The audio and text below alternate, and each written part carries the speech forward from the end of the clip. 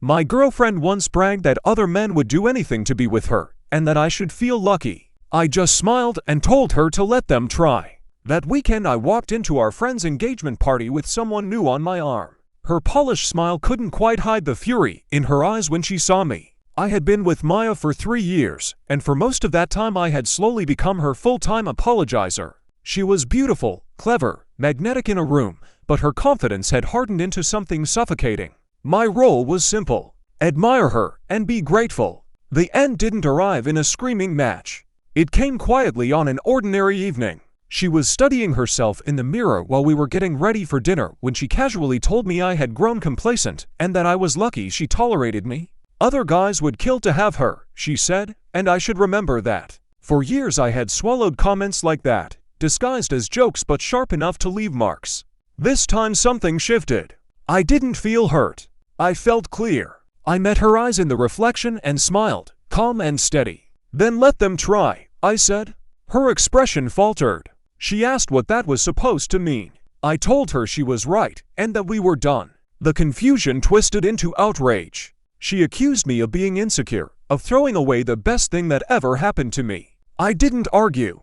I grabbed a bag and started packing. She shouted that I would crawl back. As I reached the door, she reminded me about Liam and Chloe's engagement party and said it would be humiliating when I showed up alone. She was certain public embarrassment was my greatest fear. I told her not to worry about me. I checked into a hotel and made a few calls. The lease on our apartment was in my name, so I informed the landlord that I would be changing the locks. Then I thought about the party. She expected me to look miserable, to confirm whatever story she was already telling. I decided not to play that role. I texted Isabella, a graphic designer I had met months earlier on a project.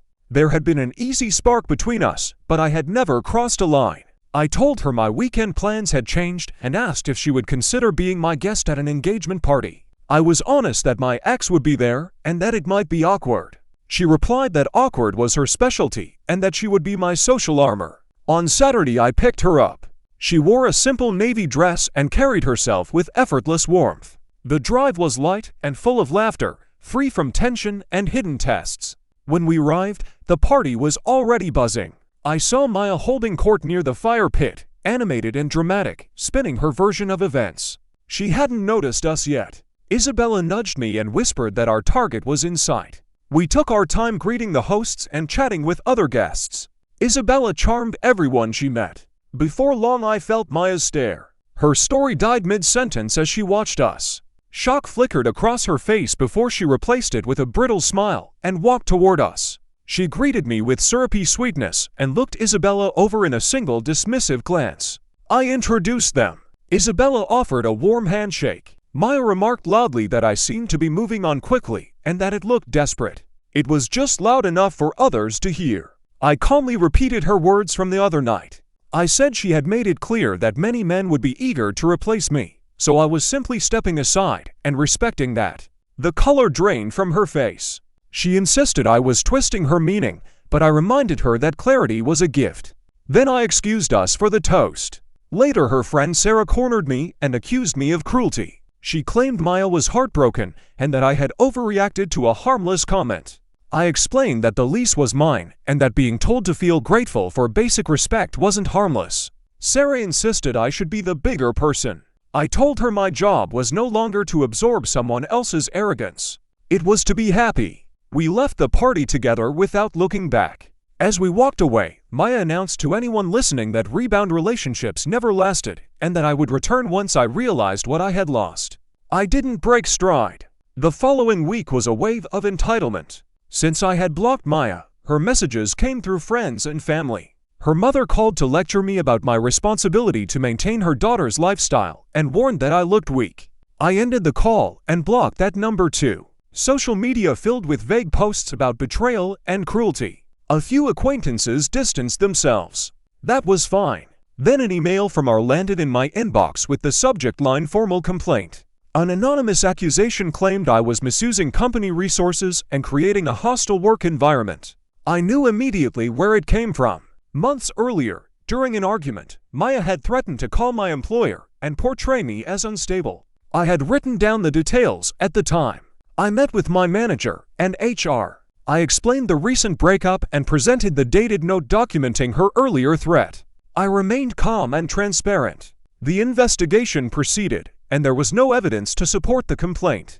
It was dismissed as malicious harassment. My boss assured me they supported me. That was when I decided to handle the final loose ends. Maya texted from a borrowed phone to announce she would collect her belongings at noon on Saturday. It wasn't a request, it was a declaration. I agreed.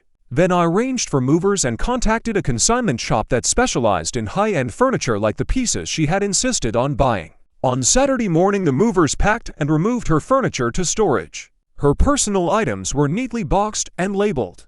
By the time noon arrived, the apartment felt spacious and neutral. Isabella showed up with pizza just before the buzzer sounded. Maya entered with her mother, and Sarah close behind. The smirk on her face vanished when she saw the empty rooms and orderly stacks of boxes. She demanded to know where her furniture was. I explained that it was in storage and would be sold through consignment, with proceeds transferred to her after fees.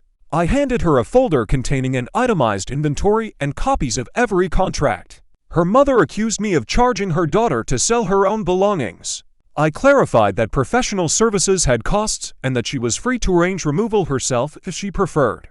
The first month of storage was already covered. Isabella walked in casually, asking whether I wanted pepperoni or veggie. The sight of her comfortable presence in the apartment ignited Maya's anger. She lashed out, accusing Isabella of manipulation. Isabella calmly asked if we had even met before. In a burst of rage, Maya hurled a box to the floor and kicked another. I told her firmly that it was enough and that she needed to leave. When her mother claimed Maya was having a breakdown, I said she was having a tantrum because she wasn't getting her way. I warned that any further damage would result in a call to the police for trespassing. The mention of legal consequences cut through the chaos. Within minutes, they were hauling boxes down to their car in a frantic scramble. Before leaving, Maya told me I hadn't won and that everyone saw me as petty. Then her voice cracked as she asked why I was doing this if she had loved me. I told her she loved control, not partnership. I asked her to close the door behind her. 6 months passed. The drama faded. Attempts to rally friends against me lost momentum as people grew tired of constant conflict. The furniture sold piece by piece. Each transfer of funds came with a simple receipt and no message. She never responded. Eventually, I heard that her company had been contacted regarding the malicious complaint against one of their clients' employees. Soon after, her professional profile showed she was seeking new opportunities. By trying to sabotage my career, she had jeopardized her own. As for me, life became quiet in the best way. The apartment transformed into a home filled with comfortable pieces we chose together. I built a coffee table with my own hands. My relationship with Isabella grew from easy laughter into steady partnership. There were no power struggles, no constant reminders of hierarchy, just mutual respect. The revenge, if it could be called that, was not explosive. It was simply consequence. I didn't push her off any pedestal. I stepped away and let gravity do the rest.